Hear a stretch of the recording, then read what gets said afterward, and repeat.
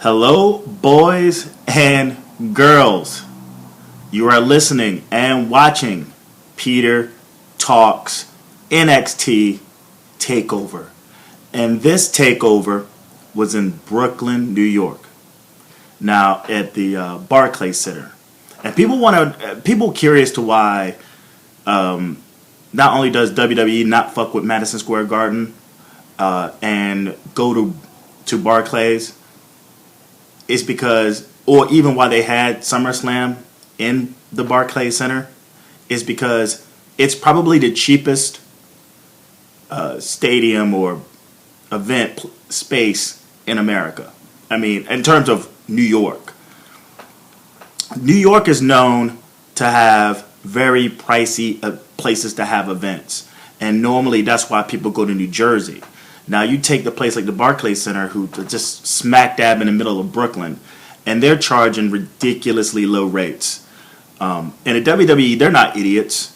Not only is it in like the media capital of the world, it's probably in the most progressive, most growing. Now you can argue a lot of things about how Brooklyn has turned out over the past couple of years.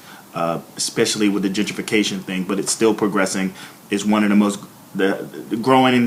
growing places in the state. It's just how can you turn something like that down and cut cost and still have everything offered to you in terms of media and coverage? So that's why they decided to go to the Barclays Center, and I don't fault them. I mean, why not? It's awesome. And anybody who wants to have an event there, a concert, anything, Madison Square Garden is hurting. Well, not necessarily hurting, but that Barclays Center is really taking some business away because it's just way more affordable. I normally don't touch on NXT too often. I leave that to Jake. Jake from Peter and Jake Talks Wrestling, who's my co-host. He has a show called Faster Than the World Podcast, and it's him and his Uncle Fritz, and they talk about NXT. Now, I'm not doing this to sort of like get in on their turf or anything like this, but it's a pay-per-view, it's a special event. It's like WWE Weekend on top of ROH, and I plan to do like an ROH review as well. They have a show in Brooklyn right down the road from the Barclays Center, and it kind of competed with the NXT show. But if it's up, I'll review that as well because I keep up with the ROH product. But whenever you have something to this magnitude, how can you not cover it? How can you not review it? And NXT Brooklyn itself, it delivered. It extremely delivered, more than I actually expected. But I guess the stories with the WWE product, when it goes into like their pay-per-views or their like network specials, they always come to fruition to some point, regardless of the build, regardless of who's where and what's getting a push and whatever. When it comes to these bigger shows, they always deliver. And the thing about the NXT TakeOver thing, it is a glimpse. It really is. They say it's a glimpse into the future. It really is. From the talent to the commentary to the gimmicks, it's like, I know, and I'm someone who admits, and a lot of people get mad when I say it. It's hard for me to consider NXT like a brand, and it's getting there, but it's what it is. It's developmental. It's a developmental branch. All those dudes and gals that are on that roster. Some of them will have the privilege to keep their gimmick and move up to the main roster, but a lot of them won't. I mean, you look at Adam Rose, you look at Xavier Wood, you look at all those guys that had gimmicks in NXT and came up, and they took on whole different roles. So all the people you see now, whether it's Tyler Breeze, whether it's Aiden English and Simon Gotch, whether it's Blake and Murphy, whether it's even what the fuck is his name? Baron Corbin. I feel like all those guys are going to come up and have like gimmick changes if they actually make it to the main roster at all. So again, it was a good show. A lot of title changes. People getting their comeuppance. A lot of a lot of things to be happy about in terms of the WWE and it moving forward with once the John Cena's are gone and once the Randy Ortons are gone and once the big shows are gone and so on and so forth. So without further ado, and I'll plus this is I always have problems. I've normally had problems recording video because I was either using my phone or I had issues with my laptop. But this is my first ever video recording with my new iPad. Now, possibly it fell off the back of a truck, but I could give a fuck. It was on Craigslist for like $180. Like, I love this thing. It's awesome. So you're gonna get way more consistency. And hell, even with this, I'll probably be able to do some reviews and talk about some things on the go. I mean, it's just a pad. I could just take that son of a bitch, go to the park, and give you and record a review. So I'm pretty stoked about that. I mean, I'm not necessarily a caveman when it comes to technology. It takes a little bit of cheese, get your Johnny Manziel on to be able to buy this stuff. So let me stop yip yapping and get into this review. And yeah, it's in Brooklyn, and the first match is a long-awaited, 30 years in the making, of Jushin Thunder Liger in a WWE ring versus Tyler Breeze. Now, I back and forth with Nathan Newman on the New Day podcast. He was like, dude, they're going to use this to elevate the legacy of Tyler Breeze. And I was like, I really doubt that Jushin Thunder Liger is going to come over here to do the job. I'm sorry. Not to Tyler Breeze. And nothing against Tyler Breeze, but he's still in the company of Jushin Thunder Liger, even at age like 59. He's still a jabroni. And he's going to have, and he could use this as a means to, use it on his resume of people that he faced. But when it comes to getting like quality victories, he's going to have to wait a while or change promotions. I mean, I imagine he would have had a chance on ROH, or hell, even in ROH. But for the WWE main stage, to have Jushin Thunder Liger in all his glory, and maybe this is a one and done, and have him lose to some new blood, I just thought it was. I thought it would have been a waste. But I really thought that Jushin Thunder Liger, even in that conversation with Nathan from the New Day podcast, I thought that Liger would take on more of a comedic role because the last time I've seen him perform on ROH, and even in New Japan, he was more like, it was more gimmicky and more comedy than it was an actual match. Like, he didn't do too many moves in those. And here was completely different. He was actually able to get out there and perform a little bit of like zaniness because that's the Liger character. But for the most part, it kept the whole comedy bit and the whole like kind of silliness to like an ultimate bare minimum. Breeze got some offense, and his was mostly ground and pound. And you got to see, if this was the first time you've seen Liger in a ring, you got to see a lot of, at his age, a lot of the unique offense that actually contributes to today's product now. Like a lot of the stuff that a lot of the newer guys like a Daniel Bryan or even a Tyler Breeze to a certain extent that they use. But Breeze was more ground and pound attack. It looks like Breeze was about to get the victory because there was early in the match when he had Liger in the corner. And the ref would count to 5, and he would put his hands on Tyler Breeze. He would actually be like, "Don't touch me," and he lost focus one last time, which resulted in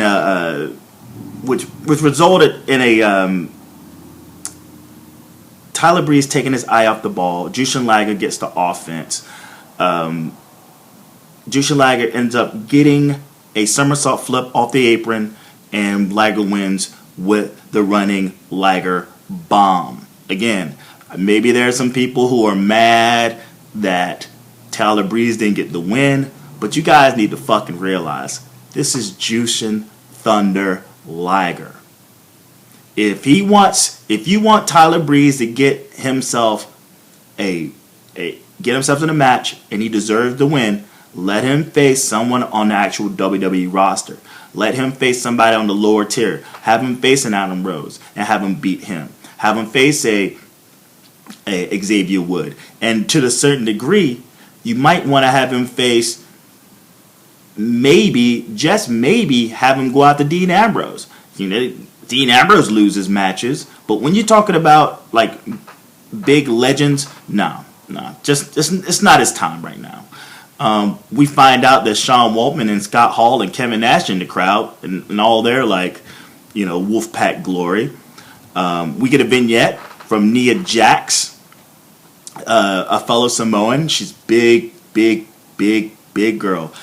You think she's like a combination of like who is Karma, and she's like a combination of Karma and Team Bad, Snuka. She's Samoan, but she's like really big. I don't know to what degree they're going to use her, but I mean, if she succeeds, she's basically going to fill in where Karma had to step off in terms of like the really big diva that just demolishes the younger talent, the younger divas. So we'll see what happens with that. I'm trying to think of the lineage she's from, but I'm pretty sure that she's part of that Samoan lineage. I think she's somehow related to The Rock. I do more research on that and then I get back with you. But her name is Nia Jax. I follow her on Instagram. Check her out. Vaude Villains versus Blake and Murphy for the tag team championships, and this is they've been going after that tag team championship for a while. Alexa Bliss has been in the way of that to a certain degree, and the build up to this hasn't been so much the storyline between Blake and Murphy and the Vaude Villains themselves, but more to do with Alexa Bliss, either distractions or like just cold slapping the living shit out of them.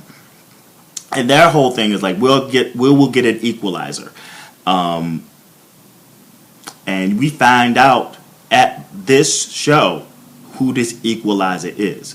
So at first, Alexa Bliss just runs them down, and then when she's up to like slap them, they stop her, and then they point to the ramp, and it's Blue Pants. You hear da da da da. Place goes nuts. Actually, the place goes nuts over the Vaude Villains too because of their aesthetic, the more like Brooklyn hipster look, like the funny mustaches, the old like style. I thought it was pretty funny. Gimmicks like that and say like the Wyatt family go over really well in Brooklyn because the aesthetic of that look and how it plays into fashion and trends in like Brooklyn, it's funny stuff. But Blue Pants comes out, big fucking pop, man. I mean, she's mad over, and now that like they're trying to bring up new divas to this NXT developmental branch, and she's over, may as well make her more of a factor. I mean, with Becky Lynch, Sasha Banks, and Charlotte Flair gone, I mean, that's some huge gaping holes in the NXT Divas women's division. So yeah, man, get her in there, make her more important. And the gimmick is mad over. She's talented. I mean, I've seen her. She got some good kicks. Why not? But she definitely going to need to improve in because the bar has been set so high by the NXT Divas. We get a Blue Pants City chant, and then the Vaude Villain gets the early offense. Blake and Murphy cut off the ring on Aiden English. You know, when they finally get the momentum shifts to them, they hold Aiden English hostage damn near and just old school, just cut off the ring. Don't allow him even close to Simon Gotch. Just old school tag team tactics. But then the hot tag actually goes to Simon Gotch, and there's a big spot. I mean, he's a house of fire. It's pretty entertaining stuff.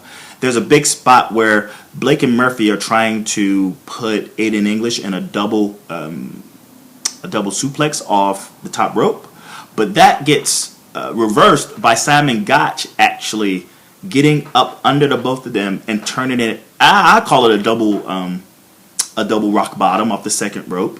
It was good stuff. Bliss tries to get involved after that, and then she's pulled down by Blue Pants. Big pop for that, which results to Alexa Bliss finally getting in the ring to slap one of the Vaudevillains.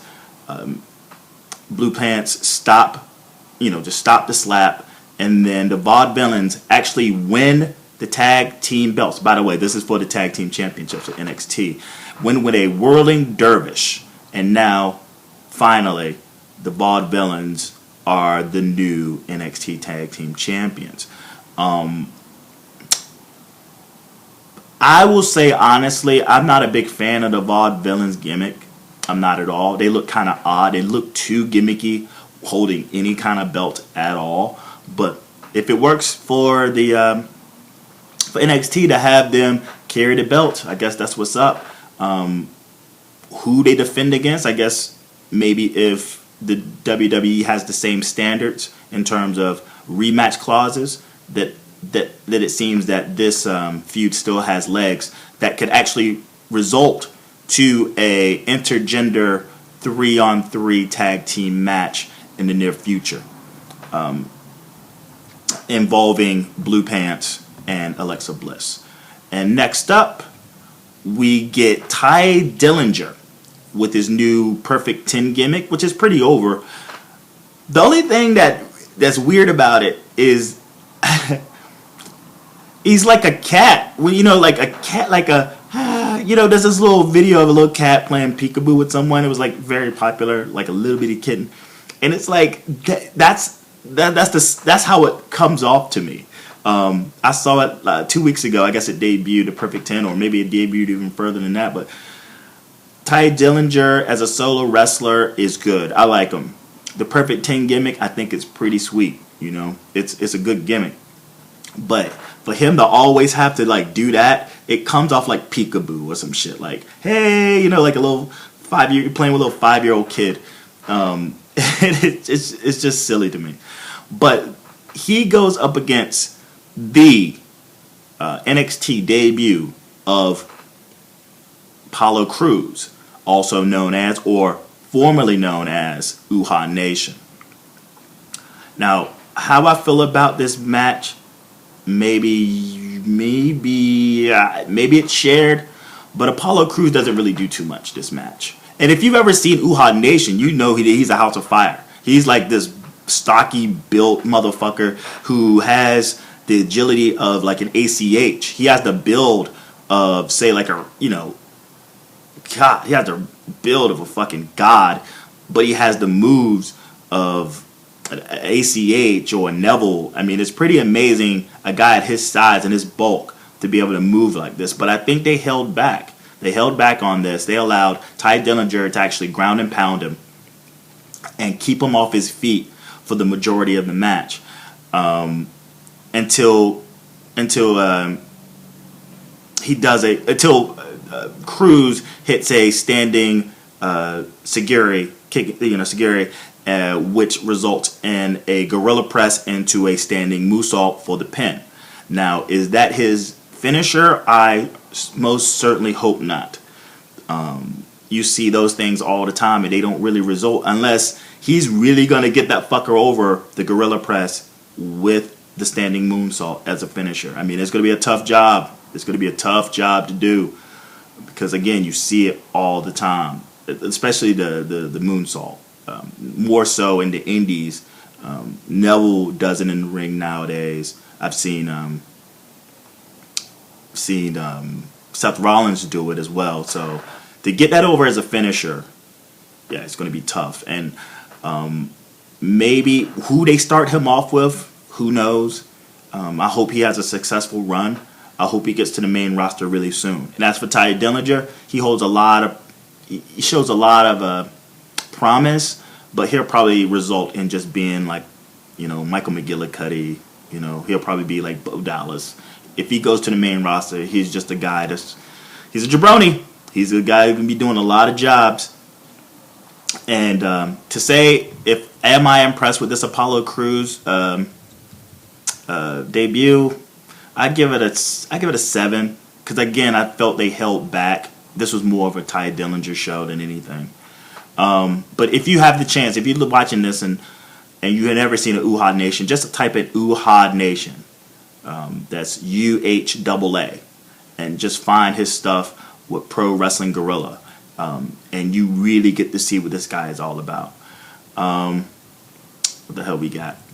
We got Regal backstage to announce a Dusty Rhodes Tag Team Classic.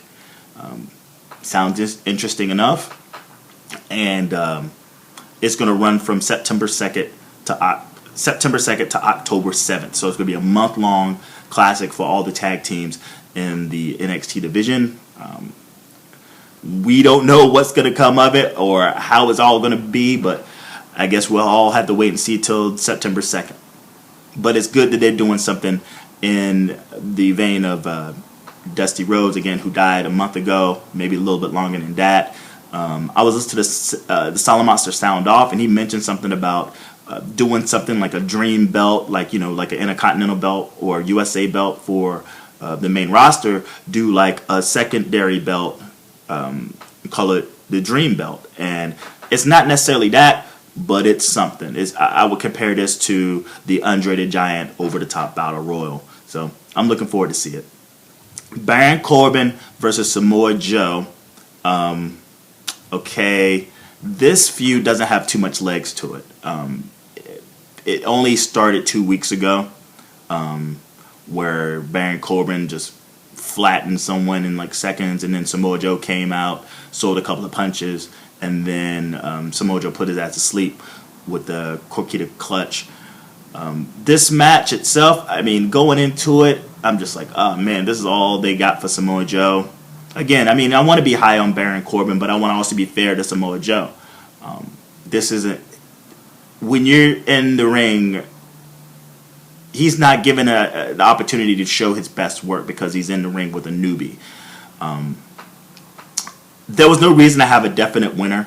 I would say if this is what the best they got, may as well train Corbin, follow the clock traffic, learn how to use a stick with Samoa Joe and extend this feud for quite some episodes. So I was thinking it was going to be kind of a screwy finish, but lo and behold, you get the Corquita clutch, and the ref stops the match, resulting in Joe getting the victory.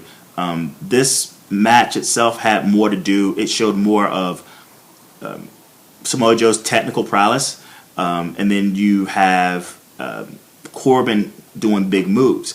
Now, he's not Mr. Kick, Slap, Punch, Clothesline, Kick, Punch like Roman Reigns, but he's just as big, and he actually shows way more promise. So I thought I wasn't bored by Corbin's performance, even though he's just a little bit exposed to how much work he needs to do and how ill-prepared that NXT has made him just by doing these squash matches. And now to go in like head first against Samoa Joe. Again, they didn't need a finish. They got a finish from Samoa Joe winning with the Corquita clutch. And I don't know what you do with a guy like Baron Corbin right now. I don't know what you do. We just have to see next Wednesday and moving forward what they do. And if they still keep this feud going, or they move Samoa Joe to something else, because there's not really a lot out there for him. May as well just bring him up to the main roster. He doesn't even really need the NXT belt. He doesn't even really need the NXT belt because he's already a babyface. And you got Finn Balor, who's a babyface. There's no need for them to clash. Samoa Joe does not need the NXT belt. Next up, we have Stephanie McMahon. I guess this starts the second hour. And somehow, some way, for the caliber, how big this show was, I was wondering if we were going to actually get a Triple H and a Stephanie McMahon showing up. And sure enough, we get Stephanie McMahon taking claim, again, for the NXT women's division and the Divas Revolution. And she doesn't really say much. She's just bragging about the Divas Revolution, and she introduces Bayley and Banks, and then you have the Bayley versus Banks package that was pretty decent. Going into this, I just knew Sasha Banks was going to drop that strap straight from the beginning when she beat Charlotte Flair. This is Bayley, being that she's going to be the last of the big four, or the four horsewomen, like people like to call them, on the NXT division, and the rest move up. I knew that she was going to have to run a gauntlet, and sure enough, Charlotte did the job, Becky did the job, and Lynch did the job here. But going into the match, Bayley over like fucking hotcakes. We all know this is coming. But even though we all know it's coming, it's still like, well, let's see how we get there. And Bayley comes out, and all I could think when I saw her outfit was Macho Man Randy Savage. Now, strip away the flailing arms, which is mad over, but just the aesthetic of the tassels and the color. I was like, man, that's real cool, man. That's some Randy Savage shit right there, and I dig it. But Banks' intro, whoa. Cream of the crop type stuff. She shows up in a big old accolade, and she rides out. She got fucking security around these big heavy motherfuckers.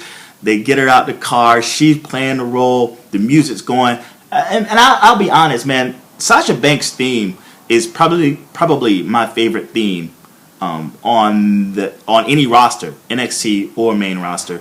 I love that fucking. It's mad babyface, but at the same time, it's just, for Sasha Banks, who can play a really good heel, what she does in this match. That intro, that intro was something. And then she gets lifted up by the heavies onto the mat while the other heavies are holding the rope open. Definitely some ball shit. So I thought that was really, really good, and it's good stuff. I hope they don't abandon that at some point. When she breaks away from Team Bad, that she goes back to her solo boss gimmick. That when they do big pay-per-views, that she comes out in that fashion. That was quality stuff, right? They made it look like $1 million. Just to go over the match, Bayley gets the early offense. Does a sweet springboard elbow drop. We get a double knee drop off the top buckle by Banks that gets a nice little reaction. She exposed and attacks the surgically repaired hand. Great sell, great attack on the hand, where she actually puts the hand in between the apron and the steps, the steel steps, and she kicks it. Good sell, good stuff. We get Banks with a somersault over the ref on top of Bayley. That was pretty fucking fantastic. Momentum swings to Bayley, and she becomes a house of fire. The Banks statement, oh man. The Banks statement is applied to Bayley at some point. And as Bayley is reaching for the rope, she's stomping the hurt hand that's reaching for the rope. And I thought that was just fantastic. I don't know what's up with this girl's ring IQ, man, but it's really fucking high, this Sasha Banks. And I think that would be one of the things, other than her wrestling ability, that would get her over once she established herself as a solo wrestler on the main roster. But her fucking wrestling IQ is something that just blows my mind. Something as simple as stomping while she's doing the crossface, the Banks statement, while she's reaching for the ropes, she's stomping not only a hand, she's stomping the hand that's hurt. And I don't know, it just, damn, that's wrestling IQ right there. It tells a story. Kudos to Banks. But I'll sing her praises after I'm done with this. We get a reverse Banks statement out of when she actually reverses the Banks statement into her own Bayley statement. And then Banks, after that, Banks kicks out of a Bayley to belly to Bayley, whatever the fuck you want to call it. Banks shoves the top rope. What is that? Anyway, Oh yeah, I apologize. I'm reading my notes. I'm trying to get this shit together. So there's a moment in the match where Sasha Banks is on the top buckle, and it looks like Bayley's about to go up to do like a Bayley Conrana, but when she goes up, she's basic and goes to put her legs up. Banks just shoves her ass, like just straight up. Like, just shoves her. And it looked like a bad spill. And then, what happened here? Bayley kicks out, double knee pin. And yeah, after she comes out of that bad spill, Sasha Banks then jumps from the second rope, lands on her with 2 knees, and then goes for the pin, which Bayley kicks out. And then the momentum shifts to a reverse Bayley Conrana off the top buckle. I mean, it was a thing of fucking beauty. The crowd popped like crazy. Actually, a lot of these big spots in this match, the crowd just went nuts for. And then after she drops her with that reverse Bayley Conrana, the crowd fucking just goes insane. And Bayley then scoops her up, give her a Bayley to belly, which results in a 3 count. And now Bayley is the new NXT Divas Championship. Thanks for bearing with me through that match. I just wanted to be able to call some of the big spots that were there. After the match, the rest of the Divas show up. You get Becky Lynch come in to congratulate her. You get Charlotte Flair coming in to congratulate her. And then Sasha Banks then embraces Bayley for basically the curtain call. Now, do I agree with it? We're in a whole different day and age when we come to wrestling right now. And I'll say I am 60%. I give a 60% approval of Sasha Banks hugging Bayley, because if anything, she should have played up the heel. She plays a heel on the main roster. And I get it. This is the curtain call, and don't call me out. And I'm not trying to be, a bitch about this. It's just kayfabe here, all right? For her to embrace Bayley really exposes, not necessarily exposes, but it gets away from the characters. It's kind of hard to invest in characters that don't allow you to invest in them. And as a heel, as a dastardly heel, and the way that she performed as a heel against Bayley, you're just the biggest baby face you ever see in your life. She didn't need to do the curtain call. She could have just stepped off into the sunset. But again, it's a big moment for all of them. The big 3 go up to the main roster, leaving Bayley to basically be the top diva on the NXT roster until she's finally called up. It was sweet, though. I'm not taking away from how sweet it was. We get they go back in earlier, and Triple H comes out and announces a NXT UK tour. So that should be pretty exciting. I wonder how much they're going to show on the network. And that also, and I'll mention this again, this is very much a developmental, again, it is a developmental brand to me. But it seems that Triple H is treating it like a brand without the developmental.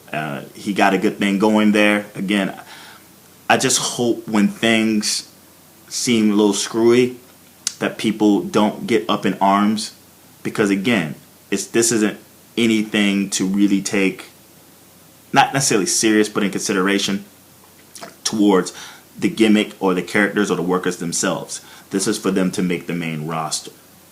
So if you can detach that and this UK tour, them being in Brooklyn, all these things, it looks all great. But again, this is still developmental. And the UK tour is just for them to get over as a unit and to test who they are as performers on the road overseas.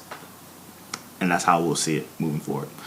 In the main event, Kevin Owens versus Finn Balor. We get the big fight feel entrance from Balor, him in the back walking through Gorilla, and then We got Finn Balor coming out with his intro, that long fucking intro. I guess he's gonna become the next. I swear to God, I love it. It's pretty dope. But he's gonna be the new Undertaker when it comes to like these ring entrances going when he finally gets to the main roster. This is a ladder match for the belt. If you remember, it became a ladder match because he didn't trust William Regal's decision of okaying the match after he attacked Regal. He's like, well, I don't need no screwy finishes, fast counts, so make it a ladder match and I'll do it. And then they changed it to the ladder match. As Owens walks out, he pulls a Cena, talks it to the camera, and he says something like, once I was here watching pay-per-views, WWE pay-per-views, right up there in the top floor, and now I main event one. And I thought that was pretty fucking dope. It really gave you a sense of, okay, this is a really big moment for not only Finn Balor, but also for NXT, but definitely for Kevin Owens, who's now on the main roster. At some point, we get... but if it's too much going on for me to even call stuff, so I'll just do the big spots that were there. There's a point in the match where you hear Sami Zayn chant, "Ole, ole, ole, ole, ole, ole," and Owens' response, because he's quick. That's one of the most witty guys ever. He grabs his arm, like he grabs his shoulder right here. It's like, to sort of mock Sami Zayn. The crowd just boos, and then the announcer is confused because he's talking about how dare he disrespects the champion, and I'm like, well, no, that gesture wasn't about the champion. It was about Sami Zayn. So he probably gets some heat from that or something. Something that I noticed was the Brooklyn Nets colored ladders. I thought that was just the little things. It's always the little things. I thought it was pretty unique. Normally, on the main roster when they use the ladders, they don't take a theme or a color. They're just regular stairs, and either still steps or whatever. But here, they did that extra touch to color them up, give them the white and the black look. I thought it was pretty impressive. Just the little things.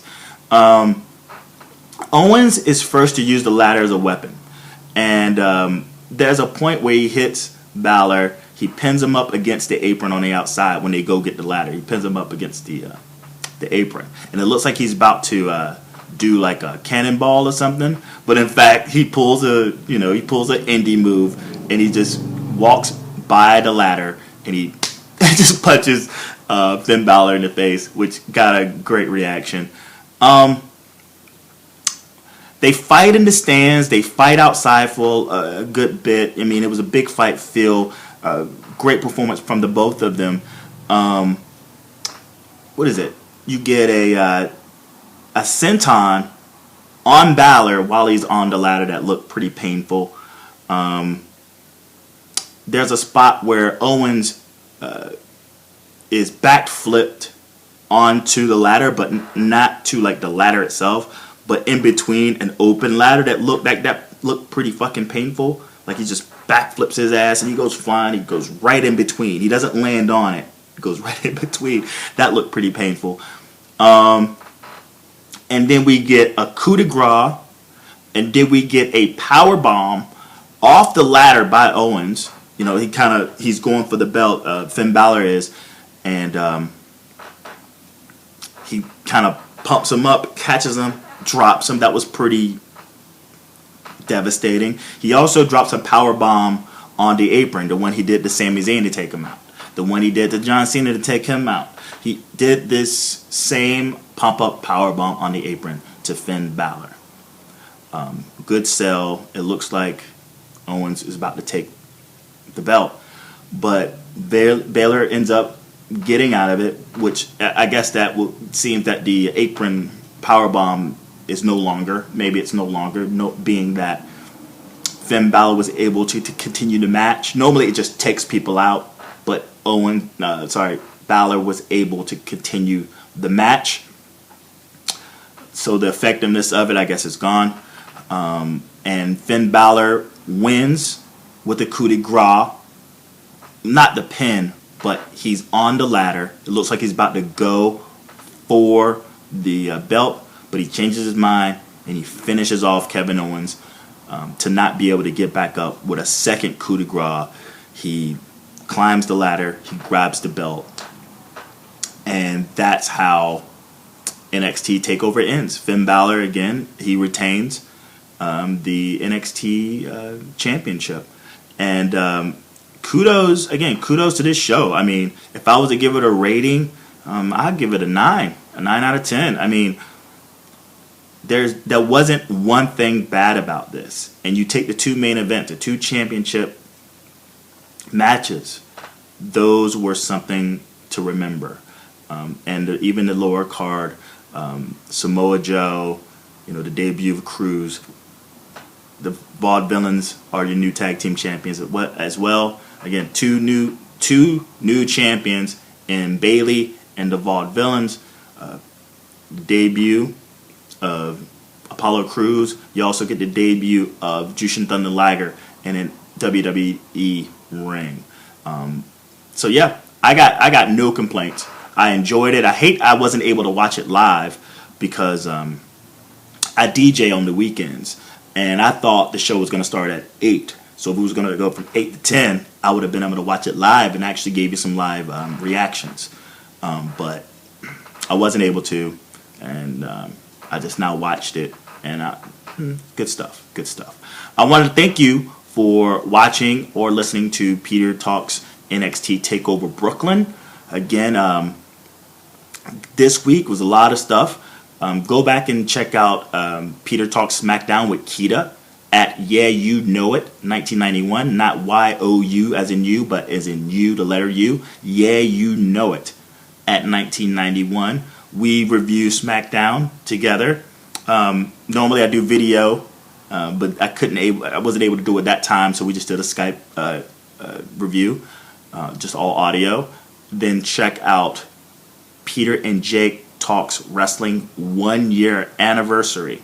52 episodes we've done, 1 year, and we review Raw from I think Minnesota, and then we give the prediction show to SummerSlam. We give our prediction show in video format. We're also joined by Alexa Fellman at Sailor Lexi. That's Twitter, Sailor Lexi. Video format predictions. Go check that out as well. Go check out the New Day podcast. Is the more recent podcast that I do with my friend Nathan Newman of Eyes on the Ring.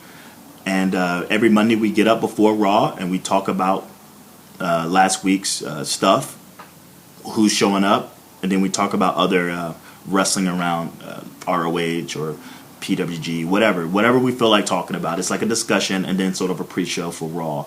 And yeah, go ahead and check out all those things. Hit the subscribe button below.